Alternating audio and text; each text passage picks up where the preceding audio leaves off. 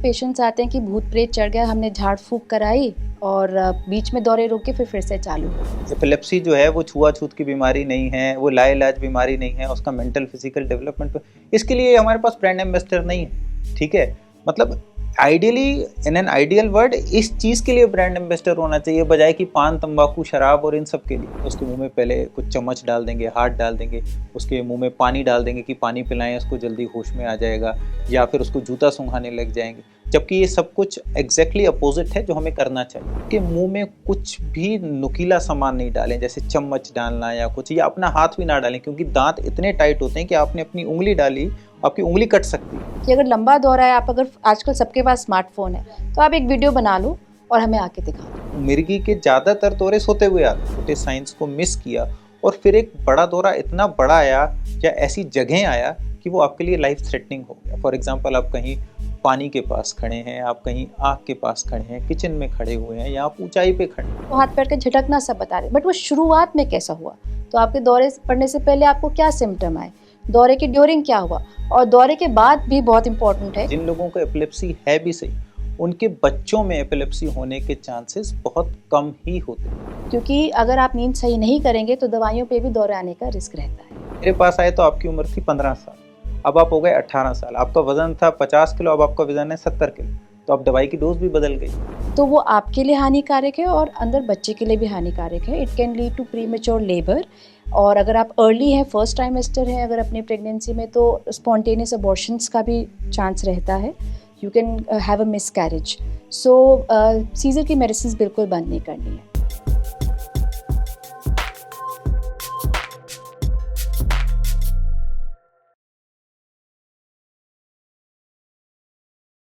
पूरी दुनिया में मिर्गी के 5 करोड़ से ज़्यादा पेशेंट्स हैं और इंडिया में 20%। आप इन आंकड़ों से समझ सकते हैं कि मिर्गी कितनी बड़ी आजकल बीमारी बनते जा रही है और कितने ज़्यादा लोग इससे पीड़ित हैं। हालांकि हमारी सोसाइटी में एपिलेप्सी, जिसे हम मिर्गी कह रहे हैं, उसके बारे में लोगों को बहुत कम जानकारी है, लोग अवेयर नहीं हैं। कई लोग तो ये मानते हैं कि ये लाइलाज बीमारी है, कभी ठीक ही नहीं हो सकती। इसे लेकर तरह तरह के लोगों के मन में मिथ्स भी हैं। तो इन्हीं सब मिथ्स के बारे में आज हम जानेंगे कि आखिर एपिलेप्सी को लेकर के लोगों के मन में क्या तरह तरह के मिथ्स हैं, आखिर ये बीमारी है क्या, इसके बारे में लोगों को अवेयर होना कितना ज़्यादा ज़रूरी है। इसके लिए आज हमारे साथ एनबीटी स्वास्थ्य चर्चा में 2 बहुत ही एक्सपीरियंस डॉक्टर्स मौजूद हैं। हमारे साथ है doctor Vineet Banga, director and HOD neurology, Fortis hospital. हमारे साथ है doctor Neha Kapoor, associate director and HOD neurology, Asian hospital. आप दोनों डॉक्टर्स का हमारे शो में बहुत बहुत स्वागत है। तो डॉक्टर्स, इस सेशन में हम ज़्यादा से ज़्यादा एपिलेप्सी के बारे में जानने की कोशिश करेंगे। ऑडियंस के मन में बहुत सारे सवाल होंगे मिर्गी से रिलेटेड कि आखिर ये बीमारी है क्या, इसके लक्षण क्या है, तो इन सभी सवालों के जवाब जानने की कोशिश करेंगे। तो सर, मेरा आपसे सबसे पहला सवाल होगा कि प्लीज़ हमारे ऑडियंस को बताइए कि आखिर ये मिर्गी जो बीमारी है ये क्या है, और क्या ये किसी खास एज ग्रुप के लोगों को ही होती है या नहीं होती है? मिर्गी या एपिलेप्सी एक ब्रेन रिलेटेड बीमारी है जिसमें कि मरीज़ को बार बार दौरे आते हैं, क्योंकि हम मिर्गी के दौरे बोलते हैं हाथ पैर का टाइट होना, थोड़ी देर के लिए बेहोश हो जाना। तो अगर किसी को बार बार ये दौरे आ रहे हैं तो उसको हम बोलते हैं कि इसको मिर्गी या एपिलेप्सी की परेशानी है। इसका कारण मोस्टली ब्रेन में केमिकल इम्बैलेंस की वजह से होना है। कई बार कुछ चोट लगने से, ब्रेन में कोई ब्लीडिंग होने से, ट्यूमर वगैरह से भी मिर्गी की परेशानी आपको हो सकती है। ओके, तो जैसे हमने बात की किसी खास एज ग्रुप की, तो ऐसा कुछ होता है कि किसी खास एज ग्रुप में ही होता है या फिर नॉर्मल है?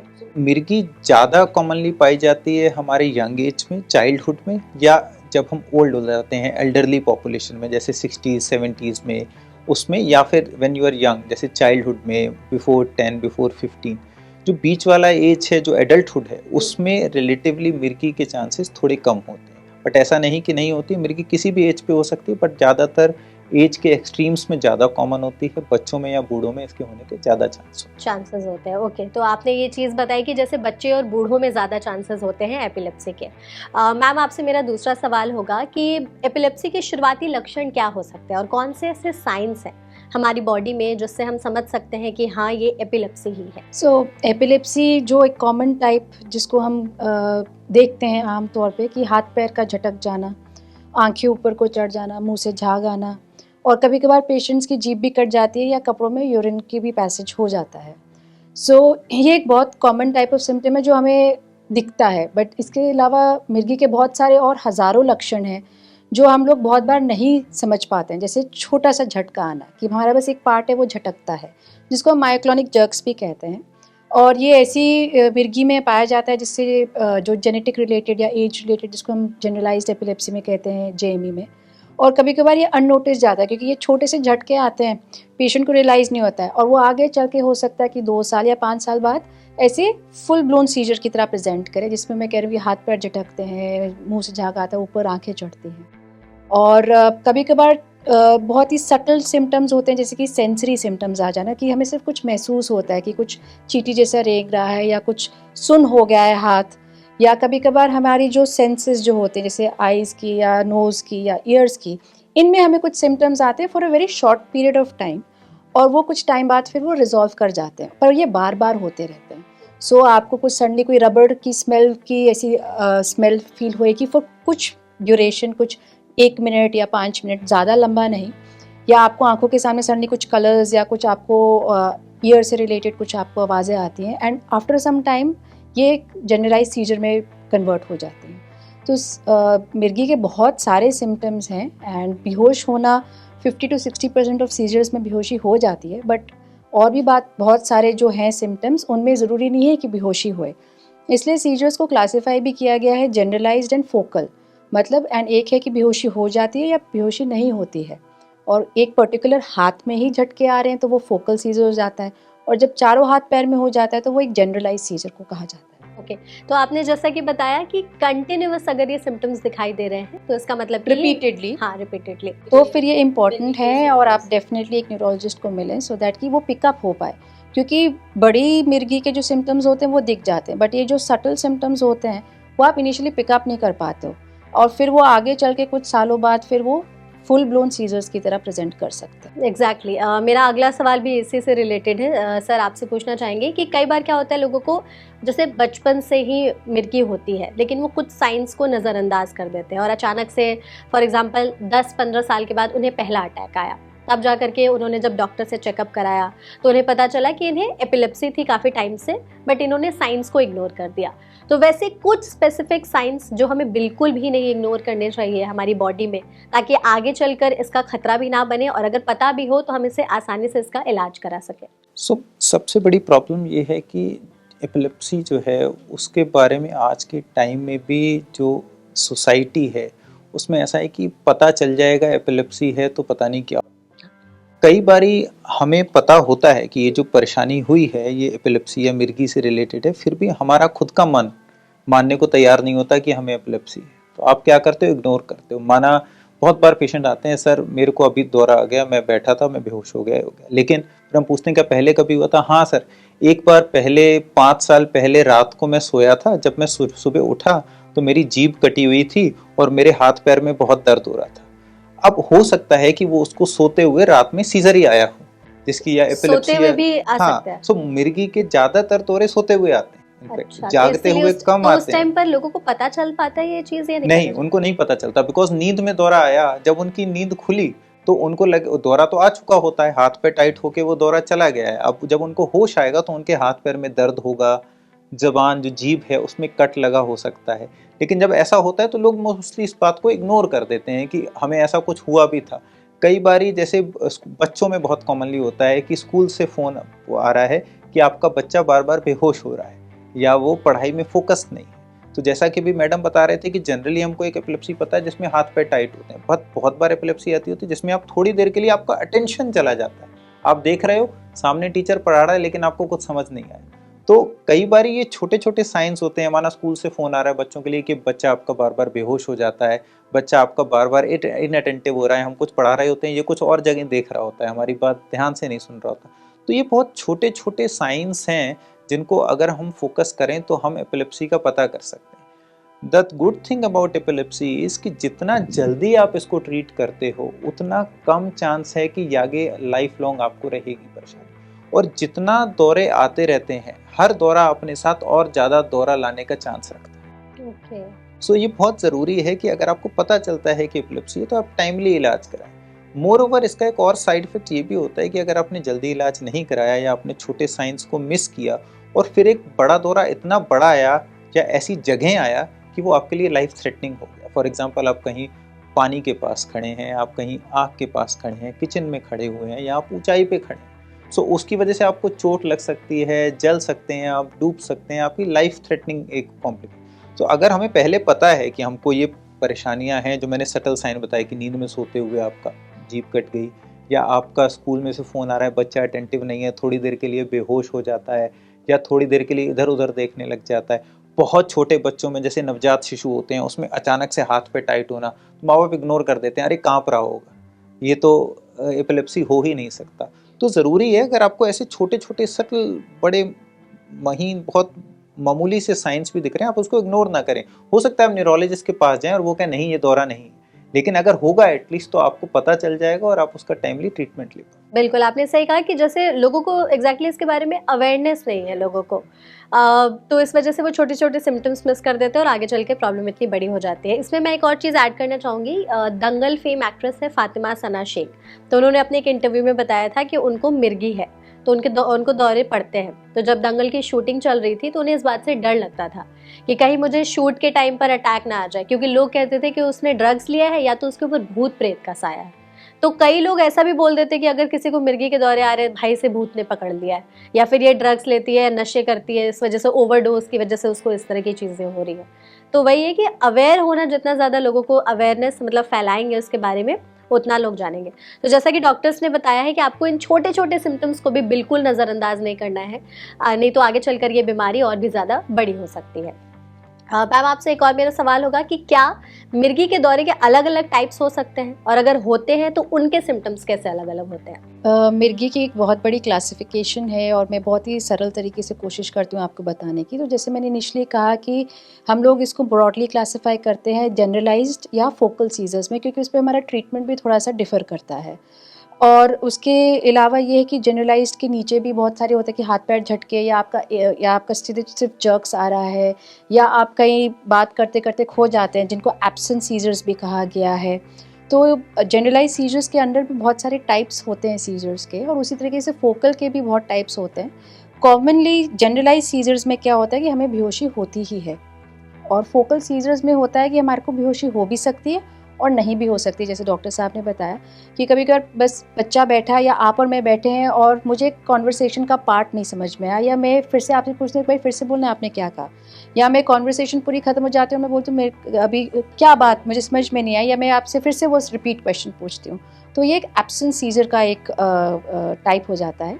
उसी तरीके से फोकल सीजर्स में कभी कभार जब अवेयरनेस लूज़ हो जाती है from reality, so patient does not have contact, या वो जो एक आसपास जो चीज़ें होती हैं उससे एकदम कट ऑफ हो जाता है। फोकल सीजर्स का जो कॉमनली रहता है एडल्टहुड में हमें देखने को मिल जाते हैं, उसका कॉमनली कोई कारण होगा, एमआरआई में कोई हमें कीड़े की गांठ मिल जाती है, या टीबी की गांठ मिल जाती है, या ट्यूमर्स मिल जाते हैं।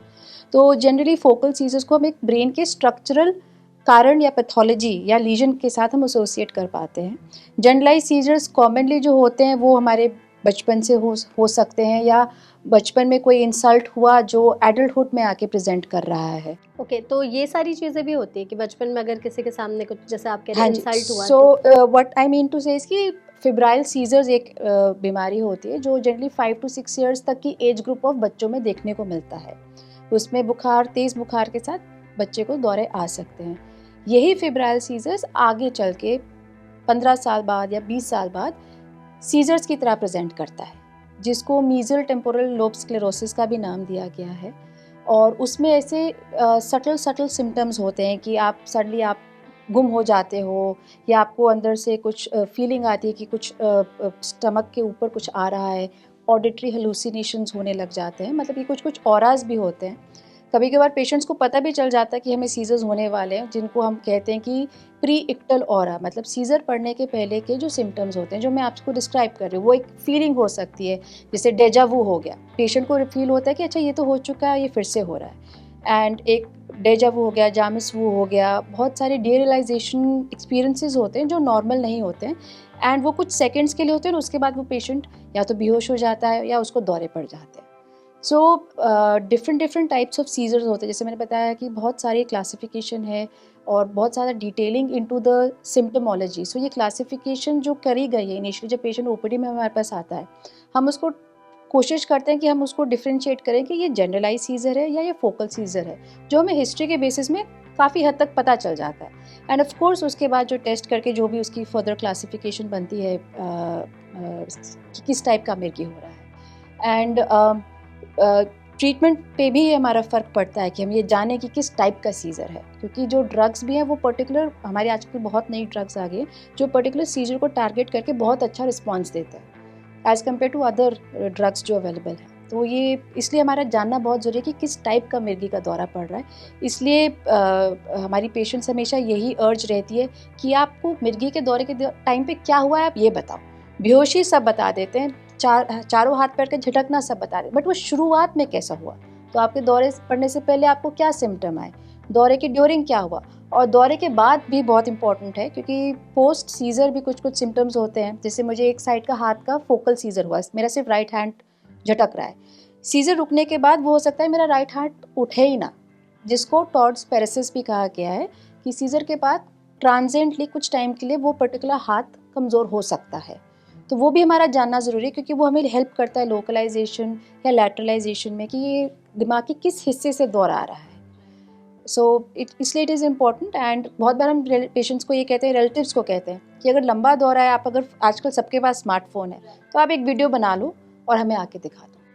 ये चीज़ आपने बिल्कुल सही की। और एक और जैसे आपने बताया कि बहुत सारे लोगों पे जैसे फोकस नहीं कर पाते हैं, वो अचानक से उन्हें समझ में ही नहीं आता क्या हुआ, तो कई बार लोग इससे मतलब कन्फ्यूजन हो जाती है कि अरे इसका तो छोटा दिमाग कमज़ोर है, या पढ़ने में मन नहीं लगाना चाहता है, या वो जानबूझकर ऐसे कर, और ऐसे छोटे छोटे सिम्टम्स इग्नोर कर देते हैं।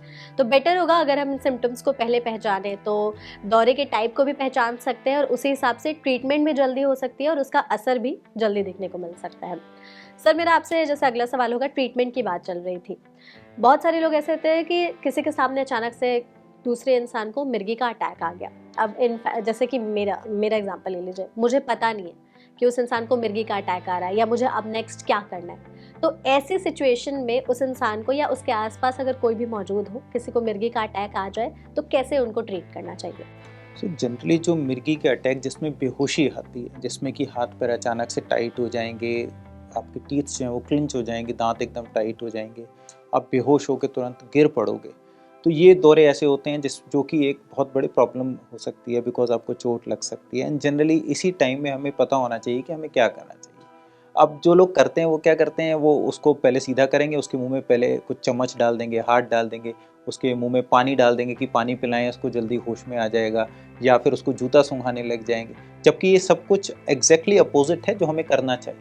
करना क्या चाहिए, हमें उस पेशेंट को, अगर वो एक पेशेंट को दौरा आया है और वो सीधा लेटा है, तो उसको हमें करवट लिटा देना चाहिए, लेफ्ट या राइट किसी भी साइड में, प्रेफरेबली लेफ्ट साइड में हम उसको बाईं तरफ करवट दे के लिटा दें। उसके आसपास से कोई अगर नुकीली चीज़ है तो उसको हटा दें, आसपास भीड़ भाड़ ना करें, सांस आने दें, हवा आने दें। उसके मुंह में कुछ भी नुकीला सामान नहीं डालें, जैसे चम्मच डालना या कुछ, या अपना हाथ भी ना डालें, क्योंकि दांत इतने टाइट होते हैं कि आपने अपनी उंगली डाली, आपकी उंगली कट सकती है, इतना ज़्यादा हो सकता है। तो अगर आपको डालना ही है तो कोई सॉफ्ट कपड़ा दांतों के नीचे फंसा सकते हैं। उसको कुछ भी खिलाएं या पिलाएं नहीं, क्योंकि जब मरीज को दौरा आ रहा है वो बेहोश है, उस समय अगर आप उसको कुछ खिलाएंगे तो वो खाने की नलकी के साथ साथ सांस की नलकी में भी चला जाएगा और वो उसको निमोनिया कर देगा, और उसकी वजह से उसकी सांस बंद हो सकती है, उसको कार्डियक अरेस्ट हो सकता है, उसको वेंटिलेटर पे जाना पड़ सकता है। उसके अलावा जूता ना सूंघाएं। आजकल बहुत अच्छे कुछ स्प्रे आते हैं जो कि हम मोस्टली पेशेंट्स को सजेस्ट करते हैं कि आप अपने साथ रखें, अपने पर्स में रखें, या अगर आप बाहर जा रहे हैं तो अपने साथ लेके ट्रैवल करें। उनको आप नाक के थ्रू डाल सकते हैं, और वो स्प्रे डालने से आपका जो लकवे का जो दौरा है, जो मिर्गी का उस समय जो आ रहा होता है, वो तुरंत रुक जाता है।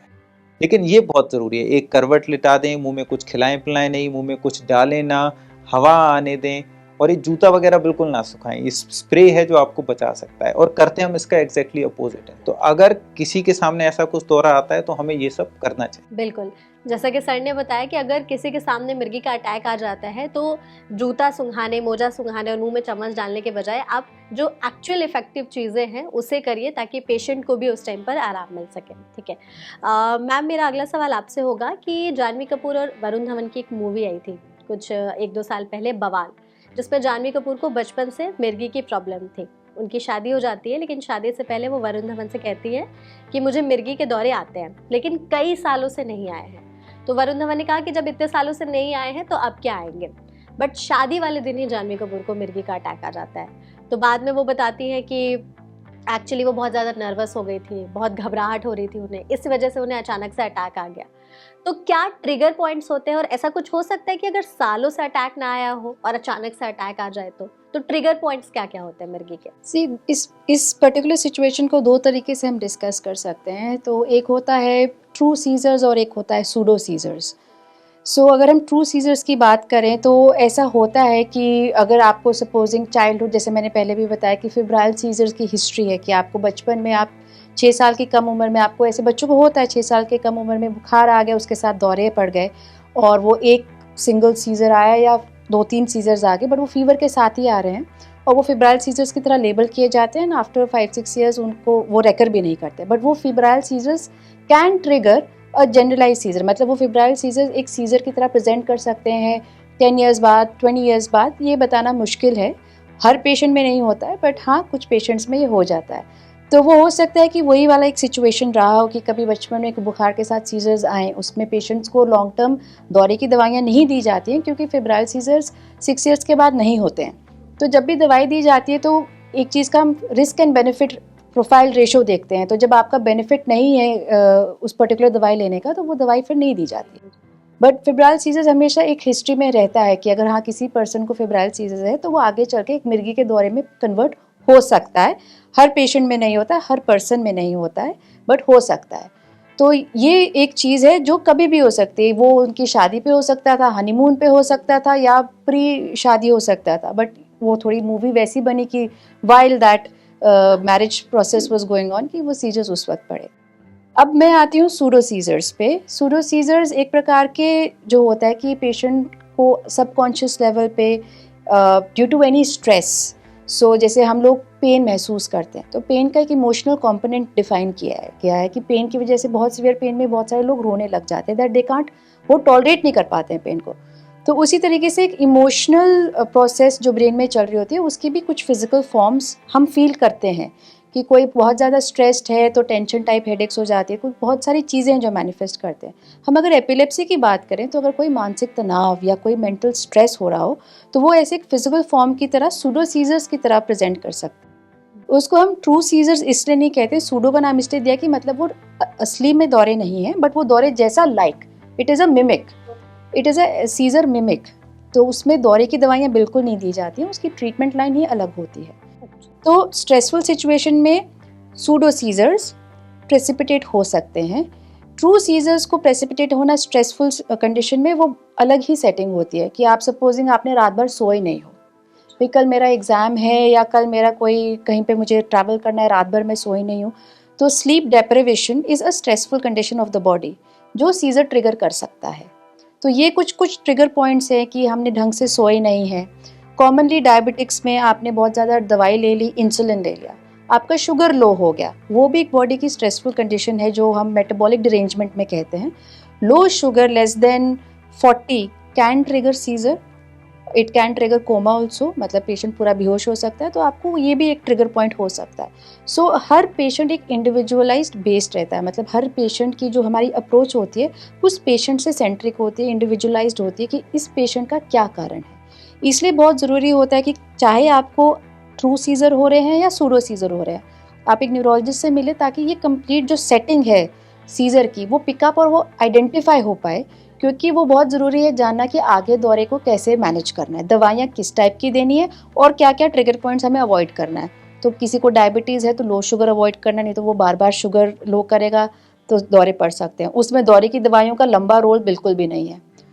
उसी तरीके से अगर सूडो सीजर्स है तो कुछ जो सेटिंग है उस तरीके का एक हमारे पास कुछ टेस्टिंग होती है और कुछ हमारी हिस्ट्री भी होती है जो हमें हेल्प करता है जानने में कि ये सूडो सीजर है या ट्रू सीजर है।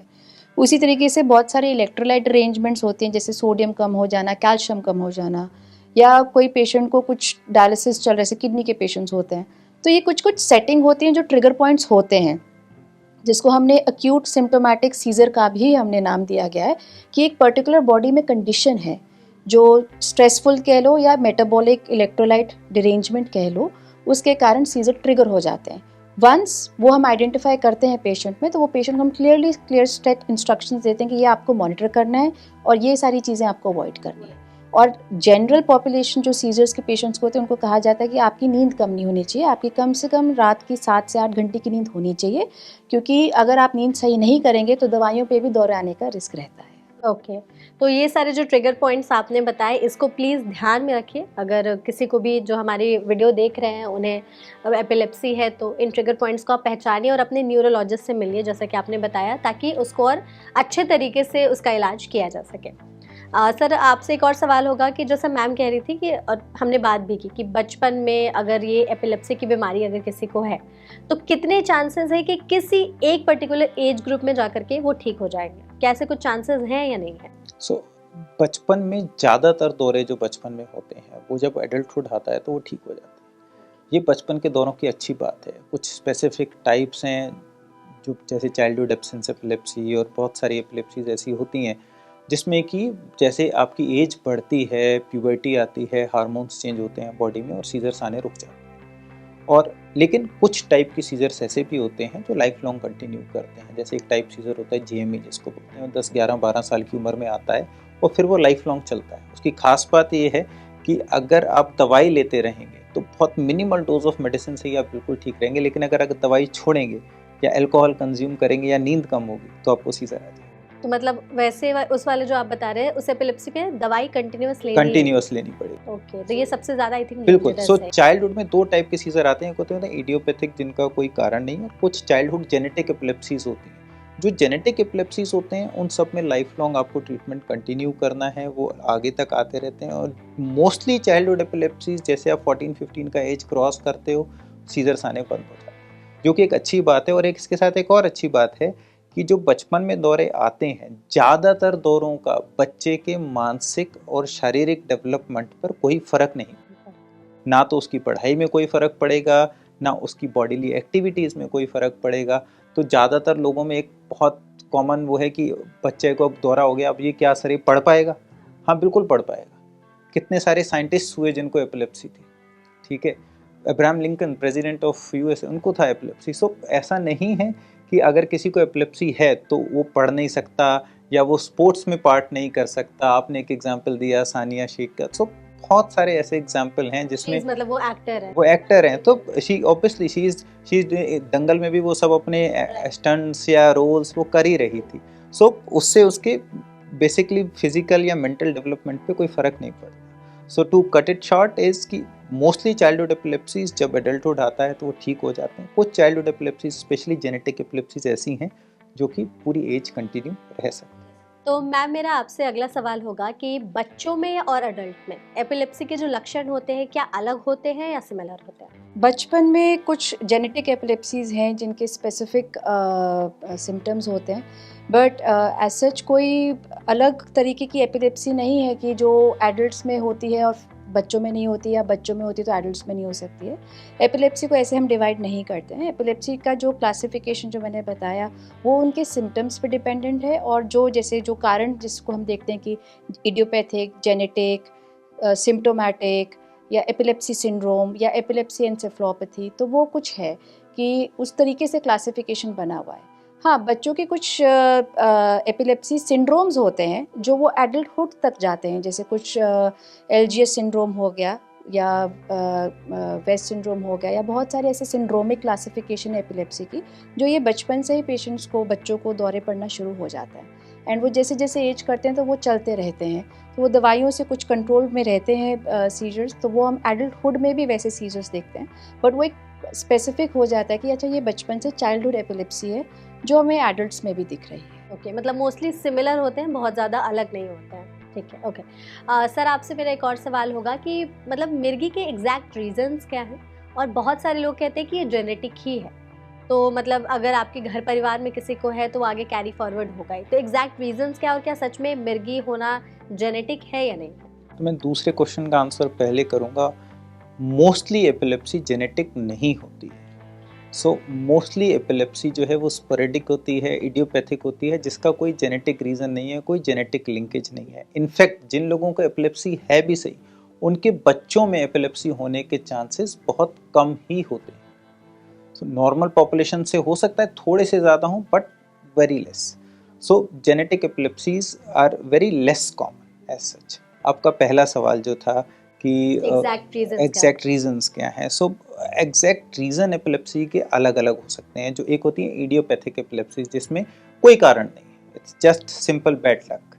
क्या हुआ है कि आपके ब्रेन में दो टाइप के केमिकल्स होते हैं, एक एक्साइटेटरी केमिकल्स जो ब्रेन को एक्टिवेट करके रखते हैं, और एक इनिबिटरी केमिकल्स जो उसको रोक के रखते हैं। आपको भागना है तो पॉजिटिव चाहिए, रुकना है तो नेगेटिव, जागना है पॉजिटिव, सोना है नेगेटिव।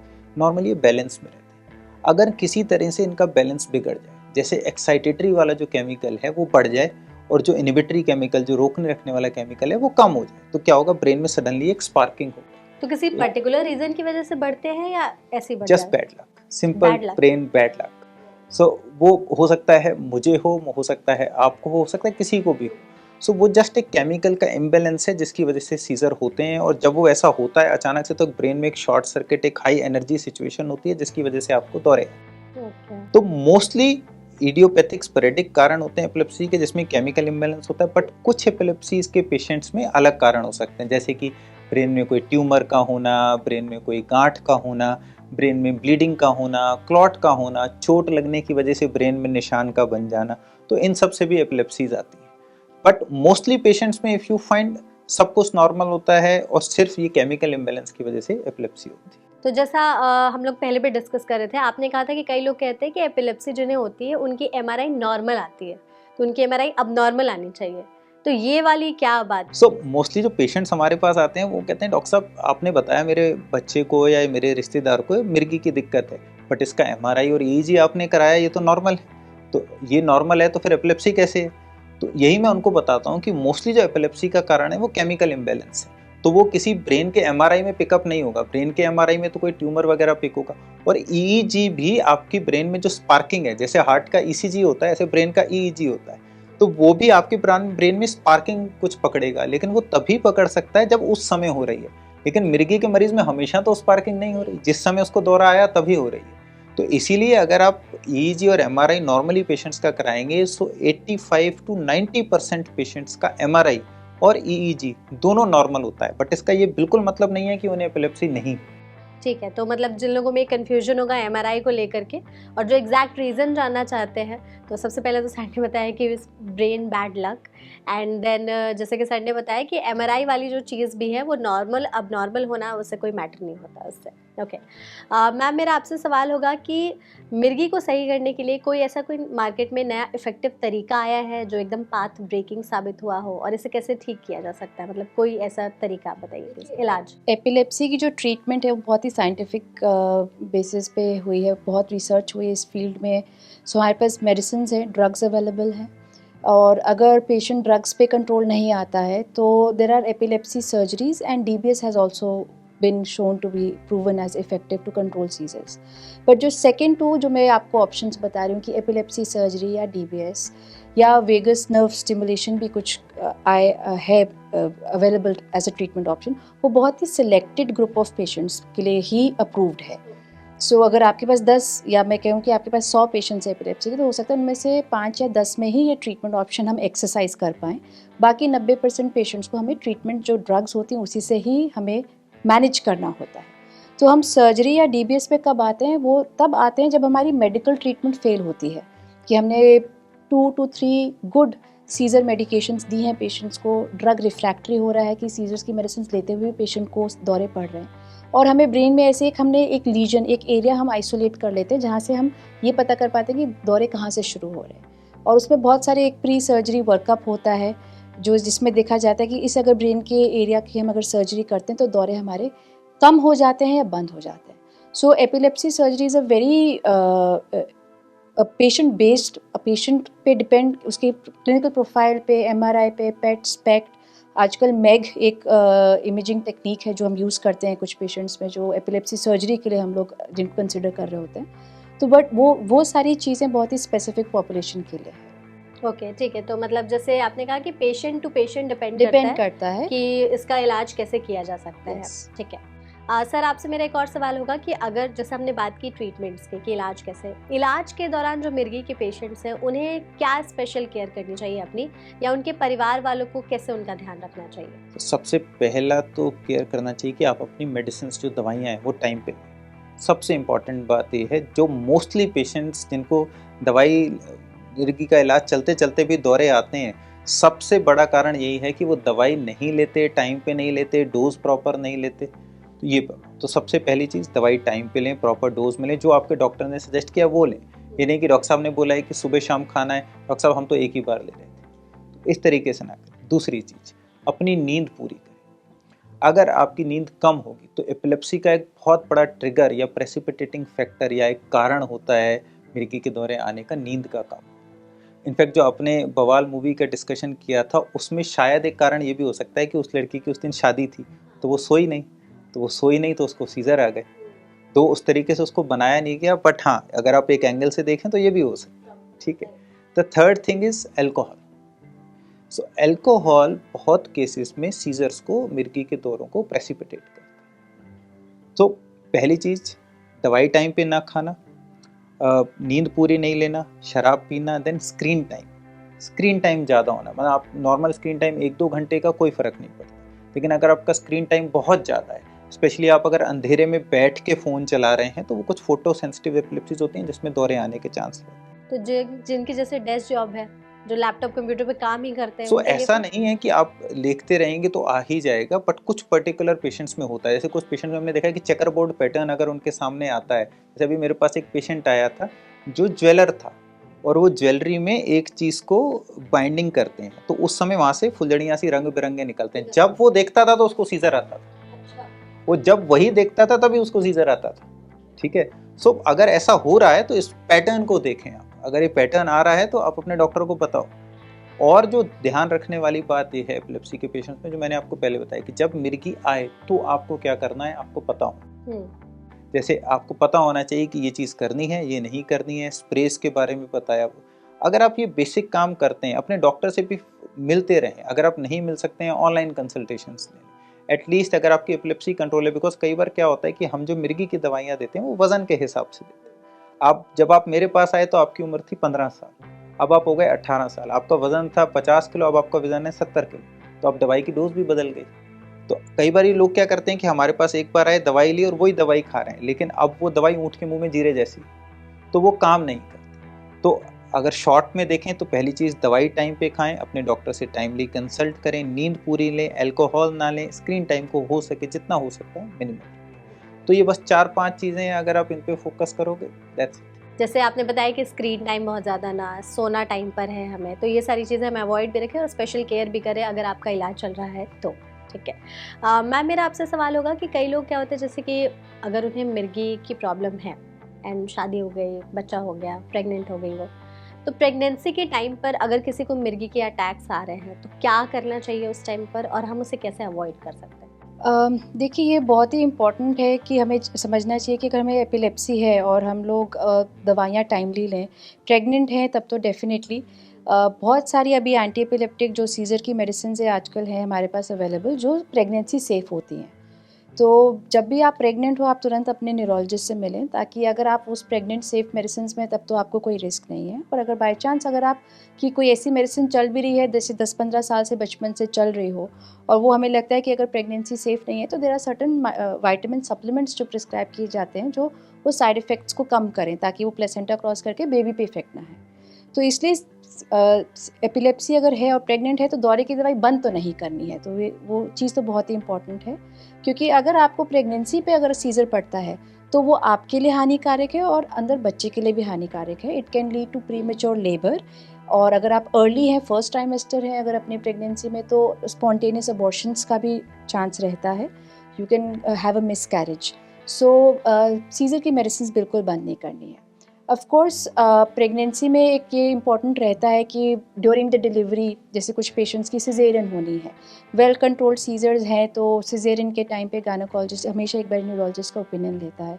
कुछ इम्पॉर्टेंट पार्ट उसमें इसलिए भी होता है कि आप दौरे की दवाई मिस ना करें, तो कुछ टैबलेट्स हैं जो हम इंजेक्टेबल्स में कन्वर्ट कर सकते हैं। एंड आजकल तो वो सिजेरियन की टाइमिंग ऐसे रख लेते हैं कि मॉर्निंग में एक 1 सिप ऑफ वाटर के साथ अपनी अपनी टैबलेट खा ली एंड उसके 4 to 6 आवर्स बाद वो स्पाइनल में वो सिजेरियन सेक्शन कर लेते हैं। कभी कभार कॉम्प्लिकेशंस हो जाती है, मटर्नल कॉम्प्लिकेशंस हो जाती हैं टुवर्ड्स द एंड ट्राइमेस्टर की हमें अर्जेंट कुछ सर्जरी करनी है या कुछ करनी है एंड बहुत कम टाइम है, इमीडिएटली लेना है, तो उसमें हम टैबलेट को इंजेक्टेबल डोज में कन्वर्ट कर सकते हैं। तो ये चीज़ों की अवेयरनेस हमारा होना बहुत इंपॉर्टेंट है। वो अवेयरनेस तभी आएगी जब हम अपने न्यूरोलॉजिस्ट से मिलेंगे। सो इसलिए ये बहुत इंपॉर्टेंट है कि व्हेन वी गेट प्रेग्नेंट तो हम कुछ कुछ चीज़ों का ध्यान रखें, दवाइयाँ मिस ना करें, रात की नींद प्रॉपर रखें, जैसे गायनेकोलॉजिस्ट के साथ विजिट में रह रहे हैं, न्यूरोलॉजिस्ट के साथ भी विजिट में रहें एंड जो भी हमें जो एप्रीहेंशंस हैं वो डिस्कस करें एंड उसी पूरे कंसल्ट्स के साथ हम एक इकट्ठे एक टीम के साथ आगे मूव फॉरवर्ड करें in our journey to a new life. बिल्कुल, आपने जैसे बताया कि प्रेगनेंसी के टाइम पे थोड़ी सी एक्स्ट्रा केयर करनी हमें ज़्यादा ज़रूरत होती है। गायनेकोलॉजिस्ट के साथ ही आपको न्यूरोलॉजिस्ट से भी कंसल्ट करना ज़रूरी होता है ताकि इस प्रॉब्लम को अवॉइड किया जा सके। ओके, तो मेरा एक छोटा सा हमारा सेशन है मिथ्स एंड फैक्ट्स का, क्योंकि ऑफ कोर्स मिर्गी से रिलेटेड लोगों के मन में बहुत सारे मिथ्स हैं, तो प्लीज़ आप उसको क्लियर करिएगा आप दोनों कि ये मिथ है या फैक्ट है। सर, सबसे पहले आपसे सवाल होगा कि जैसा कि हमने स्टार्टिंग में भी बात की कि मिर्गी का अटैक आने पर लोग जूता और मोजा सूंघाने लगते हैं, तो मिथ है या फैक्ट? और प्लीज़ इसको थोड़ा सा एक्सप्लेन करिए कैसे ये मिथ है। जूता सूंघाना, एक तो पेशेंट बेहोश है, दूसरा कोई जूते में कोई दवाई तो है नहीं जो उसके दौरे को रोक देगी, या उसके सांस के रास्ते चली गई बॉडी में तो रोक देगी। दौरा एक केमिकल इम्बेलेंस की वजह से होता है और वो थोड़ी देर आने के बाद अपने आप ही चला जाता है। आप कुछ भी नहीं करेंगे तो वो ठीक हो जाएगा। जो मैंने आपको स्प्रे भी दिए वो देने के बाद जल्दी ठीक हो जाता है, इंजेक्शंस लगाने से जल्दी ठीक हो जाता है। मोस्टली दौरे तो 1-2 मिनट रहेंगे, वो ठीक हो जाएंगे उसके बाद, और पेशेंट 15 मिनट बाद होश में आ जाएगा। तो इसलिए जूता सूंघाने से आप साइंटिफिकली या अदरवाइज पेशेंट का कुछ बेनिफिट नहीं कर रहे हैं। इनफैक्ट अगर आप उसके मुंह के आसपास जूता ला रहे हैं, हो सकता है उससे उसको इन्फेक्शन हो जाए। सो वो एक अनहाइजीनिक सिचुएशन आप क्रिएट कर रहे हो जो कि अवॉइड करना चाहिए। So that is why it's a myth. Okay, ma'am आपसे दूसरा रहेगा कि मिर्गी के अटैक के दौरान कई लोग मुंह में चम्मच डाल देते हैं, तो ये मिथ है या फैक्ट है? मिथ है, मुंह में कुछ भी नहीं डालना है, चम्मच हो या कुछ भी हो, उसमें पेशेंट को इंजरी हो सकती है। आप चम्मच डाल रहे हैं, जीभ उसकी दांत और चम्मच के बीच में आ जाए तो टंग बाइट के साथ मेजर ब्लीडिंग हो सकता है जीभ के साथ, तो मुंह में चम्मच बिल्कुल नहीं डालना है। जी, ओके। सर, एक और है कि बहुत सारे लोग कहते हैं कि जिन्हें मिर्गी है उन्हें लाइफ टाइम दवाई खानी पड़ती है, ये मिथ है। सो मोस्टली एपिलेप्सी के पेशेंट्स, 50 to 70% एपिलेप्सी के patients after 2 to 3 years of medicine उसके बाद बिना दवाई के अपनी नॉर्मल लाइफ जी सकते हैं। सिर्फ 30% पेशेंट्स ऐसे होते हैं जिनको कि दवाई लाइफ टाइम खानी पड़ सकती है। वो जेनेटिक एपिलेप्सीज हो सकती हैं, डिफिकल्ट टू कंट्रोल एपिलेप्सी होती हैं, बट मोस्टली पेशेंट्स बिना दवाइयों के अपना जीवन नॉर्मल व्यतीत कर सकते हैं और उन्हें लाइफ टाइम दवाई खाने की जरूरत नहीं होती। So it's a myth, a partial myth in that way, but myth है। ओके। मैम आपसे रहेगा, कई लोग कहते हैं कि लाइफस्टाइल की वजह से भी होती है और मोस्टली जैसे आजकल पैकेज्ड फूड्स खाने लगे लोग, बाहर का जंक फूड्स खाने लगे, तो जंक फूड खाने की वजह से भी मिर्गी के केसेस बढ़े और उसके अटैक्स आते हैं। लाइफस्टाइल के जैसे आपने फर्स्ट पॉइंट बोला, तो लाइफस्टाइल में ऑफ कोर्स क्योंकि आजकल sleep deprivation is very common. US के टाइम पे पैटर्न पे चल रहा है, तो लोग रात में जग के कर रहे होते हैं काम और फिर डे टाइम से होते हैं, तो स्लीप वो एक नॉर्मल स्लीप आर्किटेक्चर नहीं है। वो हमें लगता है कि हमने दिन में रात में नहीं सोए, दिन में हमने 6-7 घंटा सो लिया, हमारी नींद पूरी होगी 24 घंटे की, but that is not a normal sleep architecture, that can still trigger a seizure. रही बात जंक फूड की, तो जंक फूड से ऐसा तो कोई स्पेसिफिक एपिलेप्सी नहीं होती, तो it is a myth. Of course there are certain reflex epilepsy जो फूड से रिलेटेड नहीं है, but it can be a reading epilepsy. तो आप पढ़ रहे हो, कुछ लोगों को पढ़ते पढ़ते फिट्स आ जाते हैं। एक हॉट वाटर एपिलेप्सी डिस्क्राइब करी गई। So these are few very rare epilepsies कि सर पे गर्म पानी पड़ा तो एपिलेप्सी हो गई। तो these are certain reflex epilepsy, but specific junk food से कोई जंक फूड एपिलेप्सी करके तो कोई अभी तक नहीं है। ओके। सर, आपसे एक और है कि बहुत सारे लोगों का ये कहना है कि जिन्हें मिर्गी की प्रॉब्लम है वो अकेले ट्रैवल नहीं कर सकते और अकेले गाड़ी मतलब जैसे ड्राइव भी नहीं कर सकते, मिथ है या फैक्ट? सो ये अगेन पार्शियल मिथ है कि अगर किसी की एपिलेप्सी वेल कंट्रोल्ड है ऑन मेडिसिन, या उसको पहले एपिलेप्सी रही है और दवाई खा के अब वो सालों से ठीक है, तो वो अकेले ट्रैवल कर सकता है और वो एक नॉर्मल सिंपल आदमी आपके और हमारी तरह एक नॉर्मल लाइफ स्पेंड कर सकता है, व्यतीत कर सकता है। हाँ, अगर आपके दौरे कंट्रोल नहीं है और आपने माना दवाई टाइम पे नहीं खाई, तो ऑब्वियसली आपको ना तो अकेले ट्रैवल करना चाहिए, ना गाड़ी चलानी चाहिए। जहाँ तक इंडियन लॉज हैं ड्राइविंग के हिसाब से, तो इंडियन लॉज तो ये बोलते हैं कि अगर आपको एपिलेप्सी की परेशानी है तो आपको कार नहीं चलानी चाहिए। So legally you should not drive if you have epilepsy. But अगर आपकी एपिलेप्सी वेल कंट्रोल्ड है, आप दवाई खा रहे हो और आपको पहले एपिलेप्सी रही है, अब आप सीजर फ्री हो कई सालों से, तो you can do anything. Right, okay, ठीक है। मैम, कई लोग ये भी कहते हैं कि जिन्हें मिर्गी की प्रॉब्लम है उनकी मेंटल फिटनेस थोड़ी कम होती है, जैसे बोल देते लोग कि दिमाग थोड़ा कमज़ोर होता है। मिथ है या fact? It is a myth, क्योंकि एपिलेप्सी इंटेलिजेंस से कोई रिलेशन नहीं है। एंड एज वी डिस्कस्ड पहले कि कुछ एपिलेप्सी सिंड्रोम्स होते हैं कि जो बचपन से आपके सीजर्स हो रहे हैं या आपको कुछ एक एपिलेप्सी सिंड्रोम का डायग्नोसिस है, जिसमें साथ में मेंटल रिटार्डेशन एक पार्ट हो जाता है। एडल्टहुड्स में कॉमनली सिम्टोमेटिक एपिलेप्सीज होती हैं, उसका इंटेलिजेंस से कोई लेना देना नहीं होता है। ओके। सर, एक और मिथ है, बहुत सारे लोग कहते हैं कि जिन्हें मिर्गी की प्रॉब्लम है वो बच्चे ना पैदा करें क्योंकि वो आगे कैरी फॉरवर्ड हो जाता है। It's a myth. एंड जिन महिलाओं को एपिलेप्सी है या जिनके पेरेंट्स को एपिलेप्सी है, हस्बैंड या वाइफ किसी को भी, so they can give rise to birth too, या so and it is genetic epilepsies are very very rare.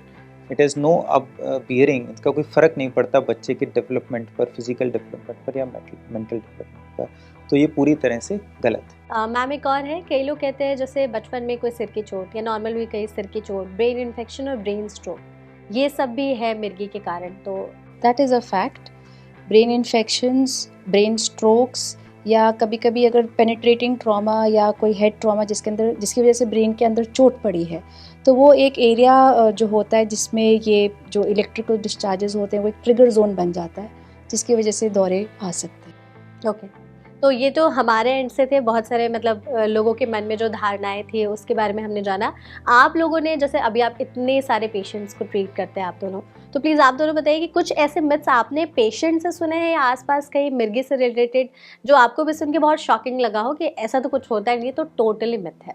बहुत कॉमनली पेशेंट्स आते हैं कि भूत प्रेत चढ़ गया, हमने झाड़ फूंक कराई और बीच में दौरे रुक के फिर से चालू हो गए, तो वो ऐसा नहीं होता है। मिर्गी के दौरे में कोई भी ऊपरी शक्ति या भूत का दौरा आ जाना या कोई अलौकिक शक्ति का आ जाना, वैसा कुछ भी नहीं होता है। ये बहुत ही एक साइंटिफिक प्रूवन हमारा बेसिस जो हमने डिस्कस किया है वो कारण होता है दौरे का। एंड झाड़ फूंक से या कुछ मंत्र पढ़ने से ये दौरे नहीं बंद हो सकते हैं। वो कभी किसी एक सिचुएशन में हुआ, क्योंकि वो दौरे हमेशा क्लस्टर या हमेशा बार बार नहीं आते। वो एक आया, वो अब हो सकता है कि अगला 6 महीने बाद आए या साल भर बाद आए, तो इसलिए वो दवाइयों से ही रुकेंगे। क्योंकि अगर आपका 1 साल बाद फिर से दौरा आता है और वो अगर बड़ा दौरा आ गया, ऐसी जगह पे आ गया कि आप स्विमिंग कर रहे थे या ड्राइविंग कर रहे थे, वो लाइफ थ्रेटनिंग हो सकता है। तो हमें झाड़ फूंक में नहीं पड़ना है और इन चीज़ों का हमें ध्यान रखना है कि ऐसा हो रहा है तो हमें इसको साइंटिफिक तरीके से अप्रोच करें। बिल्कुल। तो ये जो लोग सोचते हैं कि किसी को मिर्गी के अटैक्स आ रहे हैं तो उनके ऊपर भूत प्रेत का साया हो गया है, तो प्लीज़ ये मिथ है, ऐसा कुछ भी नहीं होता है। सर, आपने कुछ ऐसे मिथ सुने? अब मैं बहुत कॉमनली एक सिचुएशन फेस करता हूँ जिसमें अगर किसी की शादी हो रही होती है तो वो हमसे पूछने आते हैं, 2 तरीके की सिचुएशन आती है कि हम बताएं या ना बताएं इसको एपिलेप्सी है। तो मैं हमेशा बोलता हूँ कि आइडियली आपको बताना चाहिए, बट एक समाज में एक वो है कि ये ना छुआछूत की बीमारी है, फैल जाएगी, बचपन में हो जाएगा, ये हो जाएगी, ये नॉर्मल नहीं होगी, ये अब नॉर्मल है। सो ऐसा कोई ज़रूरी नहीं है कि आप, तो इसमें बहुत कॉमन होता है। दूसरा कि अगर किसी ने बता दिया तो फिर अगले लिए हमारे पास कई बार उल्टा सवाल पूछने ये लोग ये आते हैं कि इसको डॉक्टर साहब हमारे बेटे की या बेटी की इससे शादी होने वाली है, तो अब इनको एपिलेप्सी की परेशानी है, डॉक्टर साहब हम शादी करें या ना करें। ठीक है, सो ये एक सोशल क्वेश्चन है, लेकिन बिकॉज ये एक डिजीज़ है जो समाज में है, तो ये एक सोशल स्टिग्मा भी है एट टाइम्स। एपिलेप्सी बीमारी से ज़्यादा एक सोशल स्टिग्मा है, स्टिग्मेटाइज है। It is like mental diseases as well. जैसे किसी को बोल दो डिप्रेशन है तो ऐसे लगता है कि डिप्रेशन ना हो गया कि कोई एक आपने छुआछूत की बीमारी ले ली, अब तो आपको कोई नॉर्मली ट्रीट नहीं करेगा। तो ये बहुत कॉमनली आते हैं। तो मैं जनरली अपने पेशेंट्स को सजेस्ट करता हूँ कि अगर आपको कोई ऐसी तकलीफ है, मिर्गी की नहीं कोई और भी बीमारी हो, तो आप अपने लाइफ पार्टनर को ज़रूर बताएं अगर वो अंडरस्टैंडिंग है। मोर ओवर उसको और अच्छा ये रहेगा कि हस्बैंड वाइफ और 2 पार्टनर जो वुड बी हस्बैंड वाइफ हैं वो एक डॉक्टर्स के पास जाएं उससे इस बीमारी के बारे में डिस्कस करें। एंड ऑब्वियसली अगर वो आपस में मिलके इस बात को डिसाइड करते हैं कि अब उन्हें शादी करनी है तो करें, लेकिन अगर आप साथ में बैठ के डॉक्टर से कंसल्टेशंस पे क्वेश्चन पूछने के बाद आपको लगता है नहीं करनी चाहिए, ठीक है, बट एटलीस्ट आप बताएं और आप डिस्कस करें। सिर्फ ये सोच के कि मैं नहीं बताऊंगा या किसी ने बता दिया तो सुन के कि मिर्गी ये शादी नहीं करना, ये पूरी तरह से गलत। तो एक और सवाल, आखिरी सवाल मेरा आप दोनों से यही होगा कि सोशल अवेयरनेस लोगों में आए मिर्गी को लेकर के, लोग इसे स्टिग्मा ना समझे, जिस तरह के भूत प्रेत का साया आ गया, इस तरह की चीज़ें ना करें, उसके लिए लोगों को हम कैसे जागरूक कर सकते हैं? प्लीज़ आप हमारी ऑडियंस को एक बार बताइए। इसमें बहुत इंपॉर्टेंट है सबसे पहले जानना कि ये लाइलाज बीमारी नहीं है। इससे बहुत ज़्यादा बड़ी बीमारियां हैं जिनका लोग रेगुलरली दवाइयां ले रहे होते हैं, उनकी शादियां भी होती हैं, उनके बच्चे भी होते हैं। जैसे कॉमनली मैं डायबिटीज़ बता देती हूँ।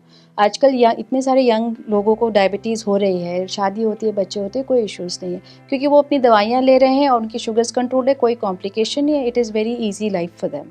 सिमिलरली सीजर्स के पेशेंट्स के लिए बहुत इंपॉर्टेंट है जानना, ये अवेयरनेस करना पेशेंट के लिए और फैमिली के लिए कि जब तक ये दवाई ले रहे हैं वो सीजर्स नहीं आएंगे। जब तक वो अपना लाइफस्टाइल जो पर्टिकुलर है, ट्रिगर्स अवॉइड कर रहे हैं, तो ये सीजर्स नहीं आएंगे और आप एक नॉर्मल लाइफ जिएंगे। इंटेलिजेंस, आपका आईक्यू नॉर्मल रहेगा, आप आराम से शादी कर सकते हैं, बच्चे कर सकते हैं, उस पर कोई भी फ़र्क ज़्यादा कुछ खास नहीं आएगा। क्योंकि और भी बहुत सारी बीमारियां हैं जिसके लिए लोग लाइफ लॉन्ग दवाइयाँ लेते हैं, ब्लड प्रेशर हो गया, शुगर हो गया, तो ये सारी चीज़ें उसी तरीके से मिर्गी की भी एक वैसी बीमारी है कि आप दवाई लो तो आप एक नॉर्मल पर्सन की तरह हो और किसी दूसरे इंसान को पता भी नहीं होएगा कि आप मेडिसिन ले रहे हैं। तो awareness is very important. Patient को एजुकेट करें, फैमिली को एजुकेट करें, क्योंकि हम एक इंसान को एजुकेट करते हैं तो वो आगे जाके 10 लोगों को एजुकेट करेगा। या उसको कोई और मिला तो वो बोलेगा कि सुन, तुझे मिर्गी पड़ रही है, तो जाके न्यूरोलॉजिस्ट से मिल, दवाइयों पे you will be absolutely fine. So I think I do agree with madam कि ये सब करना चाहिए। साथ ही साथ हमें लगता है हमें ब्रांड एम्बेसडर्स लाने चाहिए। हम लोग पान मसाले के लिए, गुटखे के लिए तो ब्रांड एम्बेसडर हैं, लेकिन ये बताने के लिए कि एपिलेप्सी जो है वो छुआछूत की बीमारी नहीं है, वो लाइलाज बीमारी नहीं है, उसका मेंटल फिजिकल डेवलपमेंट पे, इसके लिए हमारे पास ब्रांड एम्बेसडर नहीं है, ठीक है।